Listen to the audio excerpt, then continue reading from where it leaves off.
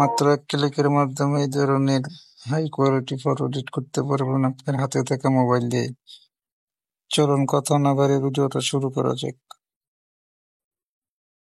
প্রথমে চলে যাবেন গুগল প্লে স্টোরে, গিয়ে সার্চ অপশনে লিখবেন ফটোরুম। তারপর যদি অ্যাপসটা শো না করে তাহলে আমার ডিসক্রিপশন বক্সে টেলিগ্রাম চ্যানেলের লিঙ্ক দেওয়া আছে, ওখান থেকে গিয়ে ডাউনলোড করে নেবেন। আমার আগে থেকে ডাউনলোড করা আছে। আমি সরাসরি অ্যাপসের ভিতর চলে গেলাম। সিলেক্ট ফ্রম ফটোর মধ্যে ক্লিক করবেন, আপনার ছবিটা সিলেক্ট করে দিবেন। কিছুক্ষণ সময় নেবে, তারপরে ডিস্টেন্ট ব্যাকগ্রাউন্ডের মাঝে ক্লিক করে দিবেন। সার্চ ফর ব্যাকগ্রাউন্ড, ওইখানে ক্লিক করে দিবেন। যেতে গেছে দেখবেন ক্রিয়েট ব্যাকগ্রাউন্ড নামে একটা অপশন আছে, এখানে ক্লিক করে দিবেন। তারপরে এরকম একটা ইন্টারফেস শো করবে।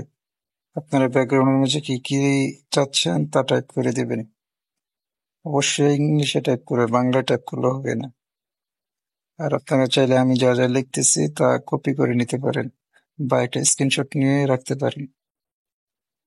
আর আমার চ্যানেলে যারা নতুন আছেন অবশ্যই চ্যানেলটা সাবস্ক্রাইব করে দিয়ে পাশে থাকবেন। ভিডিওটা ভালো লাগলে একটা লাইক দিবেন, শেয়ার করবেন, কমেন্ট করবেন।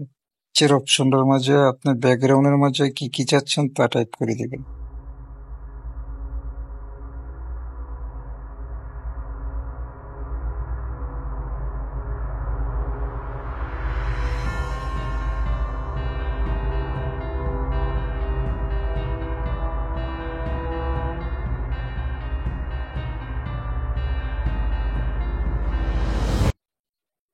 টাইপ করা শেষ হলে জেনারেটের মাঝে জেনারেট ইমেজের মাঝে একটা ক্লিক করে দিবেন।